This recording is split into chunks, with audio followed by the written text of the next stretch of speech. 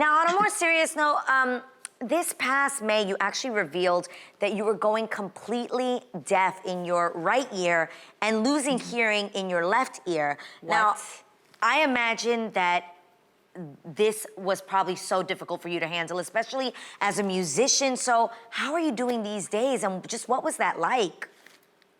Scary. It was scary because, it's, I need to hear.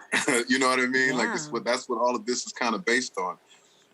And so, to give you an update, I am still deaf in my right ear, but the left ear is really strong. Left ear is like picking up the slack. So Tank, you say that so chill and so cool. When did you first even notice that this was happening, and how did this happen?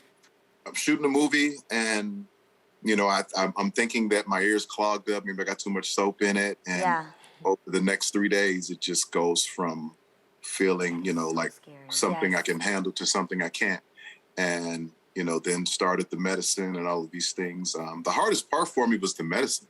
It wasn't even, the ear part of it, man. Anybody that knows anything about prednisone, that's a very, very damaging steroid, man. So I wasn't myself for a long time. And being able to get off of that medicine and just cope with the idea that, hey, I may just have one ear from now on.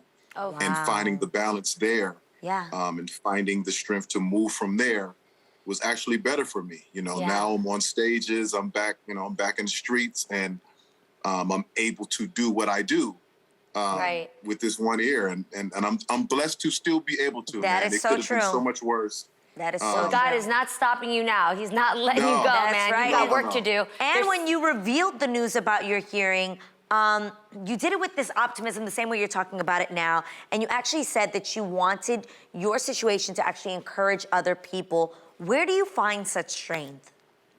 Well, I mean, that's kind of how my life has been, you know what I mean? Even if you look at my music, transparency and honesty has always been, kind of the foundation of my career. And so, when it comes to something like this, it's about people, man. And we are all the same on more levels than we realize. Just because I'm here and you guys on TV and all these things, people forget that we are all human beings, and we are all sometimes struggling with the same things.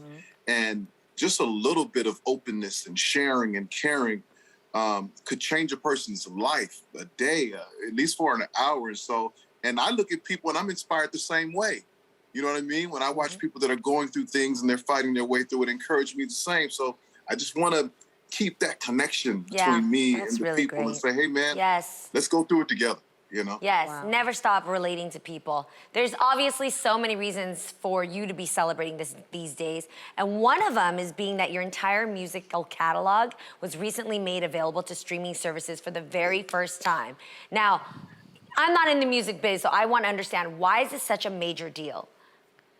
Well, from the artist side, there's this music that now can continue to inspire the next generation of singers, songwriters, and producers. When you say an album like Sex, Love, and Pain that hasn't been out in over 10 years, that, you ask a guy like Chris Brown or Trey Songz, or August Alsina about these particular, or JoJo about this particular album, they're like, this album is the one that, we study and all that. And so now that inspiration is back, you know what I mean, and available to people. From a business side, I lost out on a lot of money in the last 10 years. Why wasn't it available for the 10 years? To keep it 1,000 with you, I absolutely do not know. Oh, wow. And, I know my contract and all of these things, but, people who are in the business understand fighting that uphill battle against record companies. So I just decided in my mind, I'll move forward without it, make new music, make new success. And out of the blue, here's what's crazy. I didn't even expect it. Out of the blue, I get a call from guys and say, hey, man, they're going to release your new catalog. I'm like, your old catalog. I'm like, what? And here we are. That's amazing. And it'll be right there with your new release, which you are releasing, guys. It's called R&B Money. He's got the chain on, the hat on, the shirt on. And this is going to be your 10th and what you say is your final album. Why final, Tank? It's so much other stuff I want to do, And what's crazy is that it's not because of my ear, but, when that happened to me, I just started looking at time a little bit differently.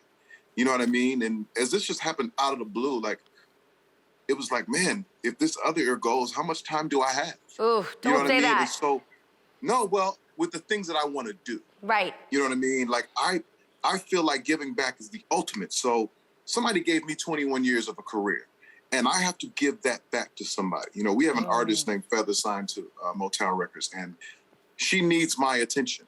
She needs my undivided attention. And while I'm out here being the weekend warrior and going through album cycles, it's hard for me to really focus in on making sure that she gets 21 years.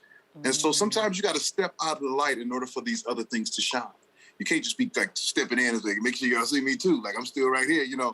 No, I gotta give, you know, I gotta give this. You know what I mean? And so my acting, you know what I'm saying? Like, you know, they call me Denzel Jr. You know what I'm saying? So I gotta get in there and Junior. Gotta get my Denzel Jr. on.